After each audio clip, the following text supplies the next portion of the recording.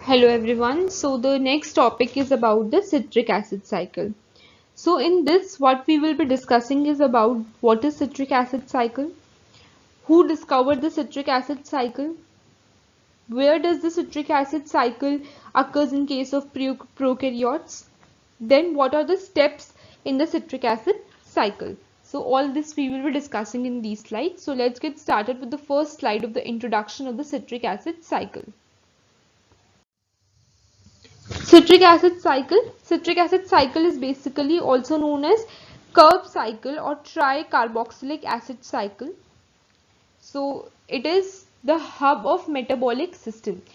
So it accounts for the majority of the carbohydrates, fatty acids and amino acid oxidation. It also accounts for majority of the generation of these compounds and others as well. So this citric acid cycle is an example of amphibolic cycle. It acts both as a catabolic and an anabolic cycle. So here is the equation which is being depicting that what happens is there is a 3 NAD plus molecules which is combining with FAD, then it combines with GDP, then phosphate ions and then acetyl coenzyme A give rise to 3 NADH, FADH, GTP, coenzyme A and 2 CO2 molecules. So this is about the citric acid cycle. Citric acid cycle basically occurs in the matrix of the mitochondria, which is cytosol in the prokaryotes. So the net result of citric acid cycle is that for each acetyl group entering the cycle as coenzyme A, 2 molecules of the CO2 will be produced. So this is the main net result of the citric acid cycle.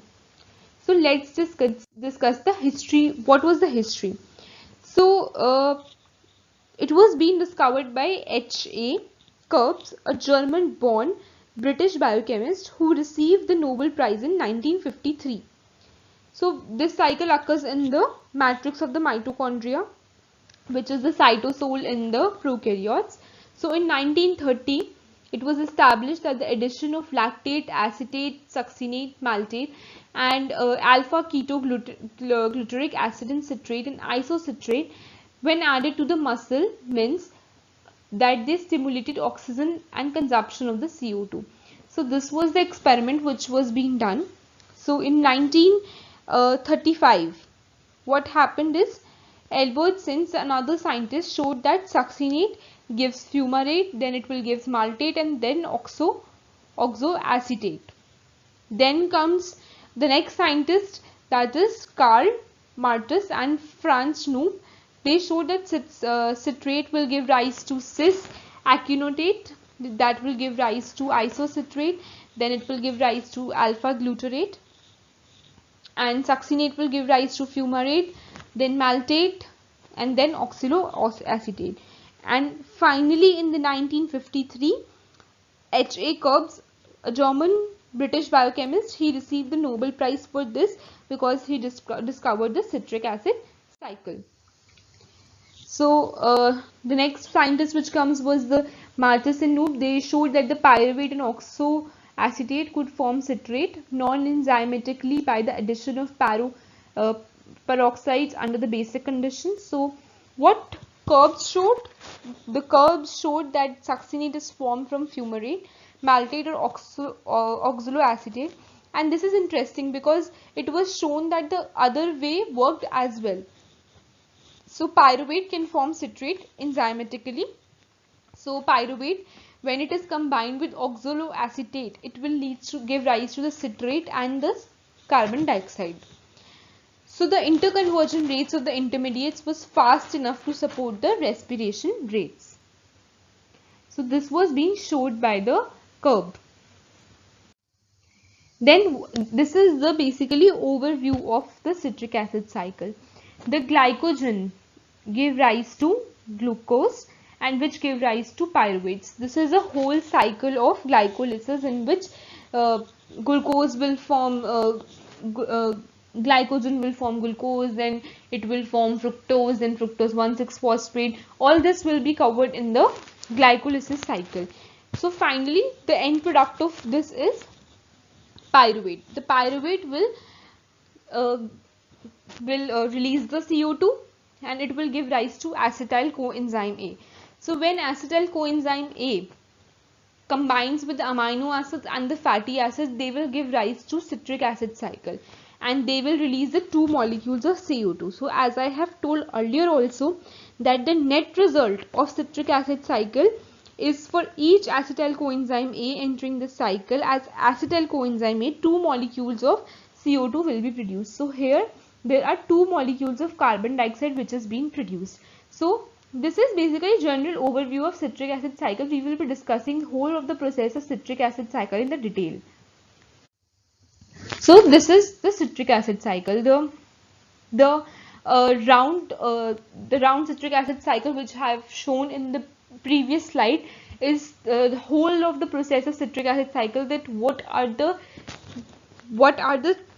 things which are kept in mind when we make a citric acid cycle. So what is happening is in the process of glycolysis, I have told that glycolysis here basically glycolysis was there. Here the glycolysis was there. So glycolysis will result into pyruvate. Pyruvate will give rise to coenzyme A and then acetyl coenzyme A gets converted and this is a citric acid cycle. So the citric acid cycle basically starts with the citrate first, then the release of water molecule is there. There will be release of water molecule, then there is a cis acetate, then again there will be a water which has been added to the cycle. So this is an amphibolic, this is a catabolic plus amphibolic cycle. So this is amphibolic cycle. So then it will give rise to D-isocitrate. It will NAD plus will give rise to NADH plus H plus ions. It will lead to alpha ketoglutarate, then succinyl coenzyme A, that will lead to the succinate, where a succinyl coenzyme A synthase enzyme acts. Then succinate gets converted to fumarate. Fumarate gets converted to maltate, and maltate gets converted to oxaloacetate. So this was then again the cycle will repeat. So this is a sequence of reactions in the living organism in which oxidation of acetic acid or acetyl equivalent provides energy for storage in the phosphate bonds as a ATP. So this is called the citric acid cycle. So in the next slides we will be discussing each and every step in detail. So this is all about the citric acid cycle. I have explained all of the steps in detail here. So electrons, they are transferred by the cycle to NAD plus. In the first step it was NAD plus which gets converted into NADH plus H plus ions. So as the electrons are subsequently passed to O2 by the electron transport chain, ATP is generated by the process of oxidative phosphorylation. So ATP is also generated from GTP, which is produced in one cycle by substrate level phosphorylation.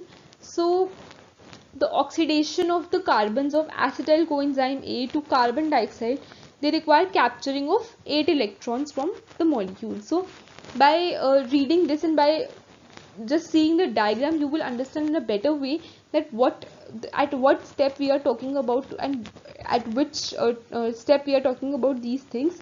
So the first step is acetyl coenzyme A2 and oxaloacetate condense forming citrate. So the enzyme here used is citrate synthase. There is a cleavage of high energy thioester bond in acetyl coenzyme and they provides the energy for this condensation. So citrate is the product and is an inhibitor of this reaction. So citrate is the inhibitor of the reaction.